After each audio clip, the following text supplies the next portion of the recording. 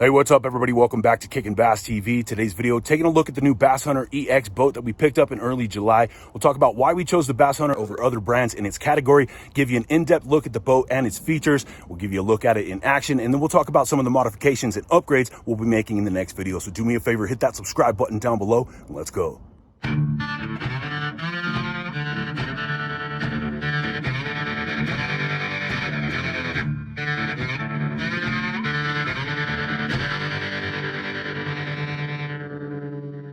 All right, guys, today we're going to be talking about the new Bass Hunter EX model boat that we recently purchased, starting with why we decided to go with the Bass Hunter over other brands in its category. There are three different models to choose from: the Bass Baby, the EX, which is the one we have, or the 120. The Bass Baby being the 8-foot model, the 9.5-foot EX, or the Bass Hunter 120, which is the 10-foot.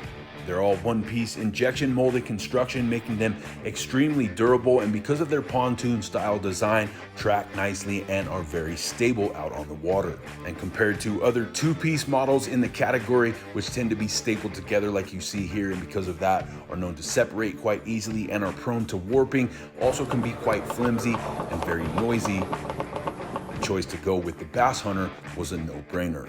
The size of the EX is perfect for fitting in the back or on top of most vehicles, and at 135 pounds is very easy to load, can handle a 550-pound capacity, and is rated for up to a 5-horsepower outboard motor. And while I can definitely handle the horsepower of the gas motor, and it's quite fun, we bought it with the purposes of using it at the lakes where you specifically have to hand launch your boat or are limited to either paddling or using an electric trolling motor.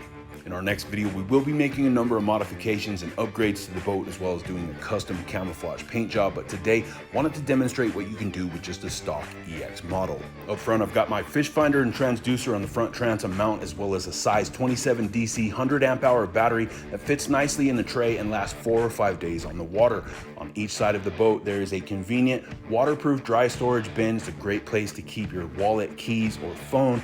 And although we will be installing a custom rod holder in the next video, you can see how you can easily store a couple of rods right on the side trays. Behind me, there's more than enough room for things like my anchor, lunchbox, bump board, PFD, emergency paddle, tripods, and other accessories, as well as just enough clearance under each seat for things like my kayak crate, which is where I'll store my GoPro batteries, charging devices, tools, and things of that nature, and is a great all-in-one system for keeping your tackle and other gear dry.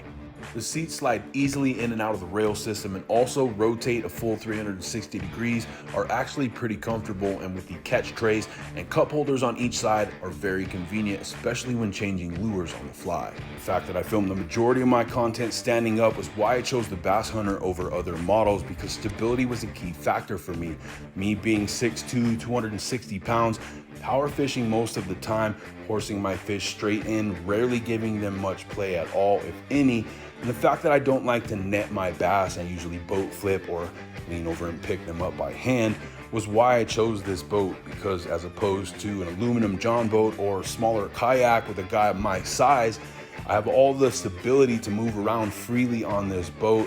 I've also got more than enough room to set up extra tripods and cameras when I'm out filming specific content, or even have a camera person with me. When it comes to the stability of the boat, at 6'2", 260, I tried everything in my power to tip it over, including rocking back and forth, even removing the motor so that there wouldn't be any counterweight in the back, and jumping up and down, and we barely even took on any water.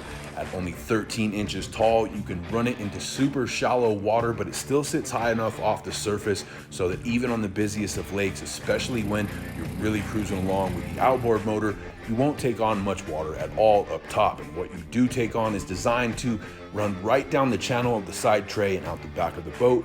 The rest can be drained via the plug.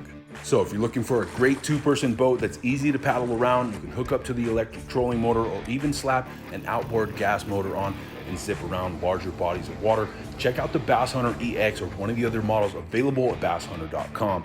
If you guys enjoyed today's video, make sure you subscribe to the channel and hit that notification bell, because in our next video, we'll show you all the modifications and upgrades to the Bass Hunter we're going to make, as well as the custom camouflage paint job and how we built this simple dolly that you can use on any boat to make it easy to transport solo. Until next time, I'm D with Kickin' Bass TV. Subscribe!